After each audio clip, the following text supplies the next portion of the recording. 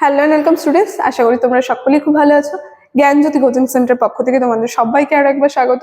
তো আমি মীরা ম্যাম, আমি আজ তোমরা চাই যে কোচবিহার পঞ্চম বর্মা ইউনিভার্সিটি আন্ডারে পড়ছো, তোমাদের 4th সেমিস্টার মাইনর বেঙ্গলি যে পেপার রয়েছে সেখান থেকে আজ তোমাদের সিলেবাস ভিত্তিক যে বিষয়টা নিয়ে আমি আলোচনা করবো সেটা হচ্ছে পংক্তি কাকে বলে। এই যে পংক্তির সংজ্ঞা, উদাহরণ, বৈশিষ্ট্য সম্পূর্ণ কিছু নিয়ে কিন্তু আজকে ক্লাসে আমি বিস্তারিতভাবে তোমাদের সঙ্গে আলোচনা করব এবং বুঝিয়ে দেবো। ভিডিওটি কিন্তু অবশ্যই তোমরা শুরু থেকে শেষ অবধি দেখার চেষ্টা করবে, ঠিক আছে? ক্লাসটা শুরু করার পূর্বে আগে খুবই একটা গুরুত্বপূর্ণ ইনফরমেশন তোমাদের সঙ্গে জানিয়ে দিয়ে যাই।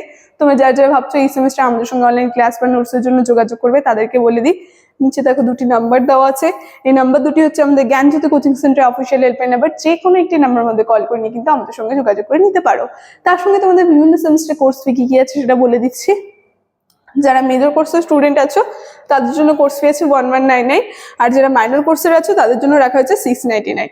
আর আমাদের কোর্সে তোমরা যদি অ্যাডমিশন নাও, যে সুবিধা তোমরা পাবে সেটা হচ্ছে এখানে তোমরা live classes, recorded classes, high কোয়ালিটির নোটস, তার সঙ্গে পাবে তোমরা 100% কনভারসেশন। সবগুলো সুবিধা কিন্তু তোমরা একসাথে পেয়ে যাচ্ছ, ঠিক আছে?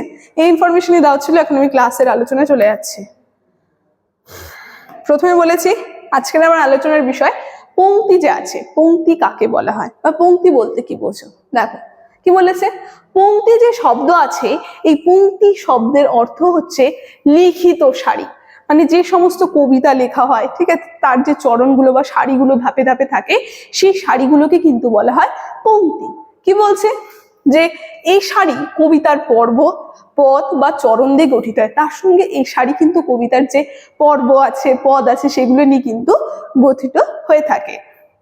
অর্থাৎ পংক্তি হচ্ছে কবিতার পর্ব, পদ বা চরণ সাজানোর কৌশল। তো যদি এক লাইনে বলতে চাও যে পংক্তি কি, পংক্তি হচ্ছে কবিতার যে পদ আছে, পর্ব আছে, এগুলো সাজানোর কৌশলের নামই হচ্ছে পংক্তি।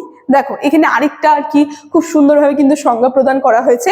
পংক্তির যে সংজ্ঞা রয়েছে, কি বলছে, ছান্দিক রীতিতে সাজানো কবিতার প্রত্যেকটি লাইনই হচ্ছে এক একটি পংক্তি।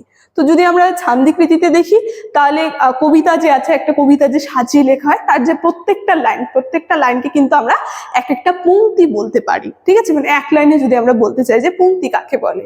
তারপর দেখো কি বলছি, এটি কবিতার একটি মাত্র সাজানো রূপ বলতে লাইন, ঠিক আছে? যে কোনো একটা লাইন থাকে কবিতা, সেটাকে আমরা বলতে পারি প্রথম পংক্তি। তারপরে 2 নম্বর লাইনটা যে থাকে সেটাকে বলতে পারি আমরা দ্বিতীয় পংক্তি। এইভাবে কিন্তু পংক্তিগুলো গড়ে ওঠে, ঠিক আছে?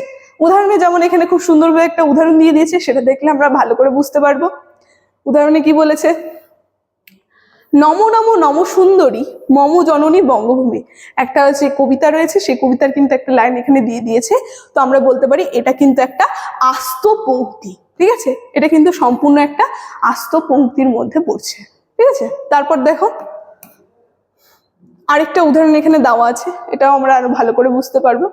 কি বলছে, বাঙালির হিয়া অমিয় মাথিয়া নিমাই ধরেছে কায়া।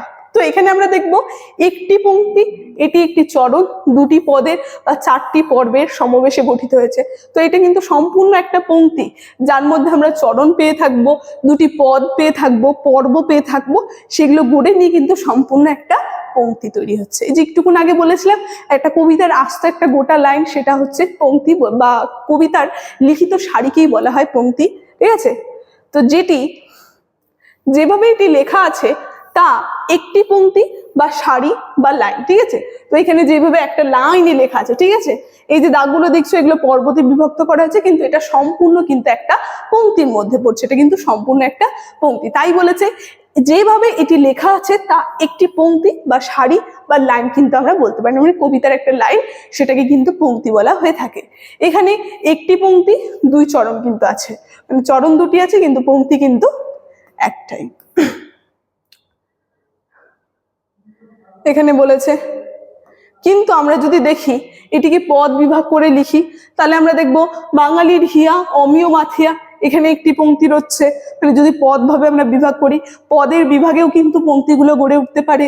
যেমন প্রথমে এটা একটা পংক্তি পড়ছে, তারপরে নিমাই ধরেছে কায়া, যদি এইভাবে পদে বিভক্ত করে সেই কবিতাটা থাকে, তাহলে কিন্তু এখানে আমরা 2টি পংক্তির পরিচয় পেয়ে থাকবো, ঠিক আছে? মানে পদ, এগুলো নিয়ে কিন্তু পদ, এই সমস্ত জিনিস নিয়ে কিন্তু পদ, পর্ব, এগুলো নিয়ে কিন্তু একটা পংক্তি গড়ে উঠছে, ঠিক আছে?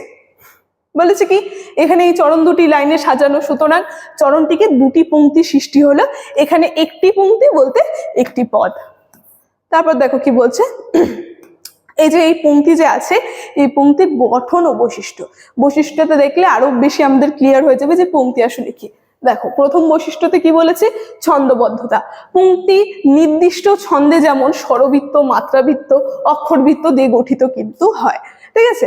তারপরে দ্বিতীয় কি বলছে, যে এই যে পংক্তি আছে পর্ব ও জ্যোতি, পংক্তির অন্তর্গত শব্দগুলি কতগুলি পর্বে বিভক্ত থাকে, আর পংক্তির যে অন্তর্গত শব্দগুলি আছে সেগুলি কিন্তু বিভিন্ন পর্ব যে আছে সেই পর্বে কিন্তু বিভক্ত থাকে। একটুক্ষণ আগে বলেছিলাম একটা লাইন লেখা ছিল, সেখানে কিন্তু এরকম ভাগ করা ছিল, সেগুলো কিন্তু এক একটা পর্ব ছিল, কয়েকটা পর্ব মিলে কিন্তু একটা পংক্তি হচ্ছে, ঠিক আছে, এভাবে কিন্তু তৈরি হয়ে থাকে।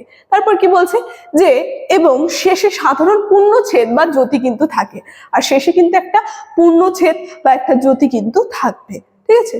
তারপর কি বলছে, অর্থ, একটি পংক্তি সম্পূর্ণ অর্থ বহন করতে পারে, আবার অনেক সময় পর্বের পংক্তির উপর নির্ভরশীল হতে পারে, যাকে ভাবলয় বলা হয়, ঠিক আছে।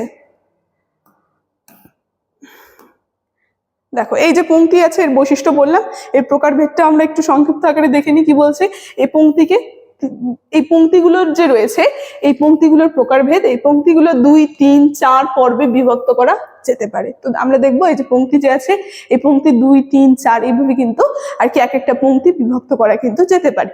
তারপর দেখো সারসংক্ষেপে আমরা সবশেষে বলতে পারি, এই যে কাব্যশৈলী যে আছে, কাব্যশৈলীতে সাজানো শব্দের যে সারি যা আবৃত্তির সময় ছেদ তৈরি করে তাকে কিন্তু পংক্তি বলে। খুব সুন্দরভাবে সারসংক্ষেপে একটা লাইনে কিন্তু বলে দিয়েছে যে পংক্তি কাকে বলা হয়, ঠিক আছে। তো এই যে পংক্তি যে রয়েছে, পংক্তির ক্লাস থেকে পংক্তির সংজ্ঞা, উদাহরণ, বৈশিষ্ট্য তোমরা প্রথম থেকে একবার দেখে নিতে পারো। এই নিয়ে কিন্তু বিস্তারিত আলোচনা আজকে আমার এতটুকুনি ছিল। আলোচনাটা আমি এখানেই শেষ করছি। ভিডিওটি শুরু থেকে শেষ অবধি দেখার জন্য থ্যাংক ইউ।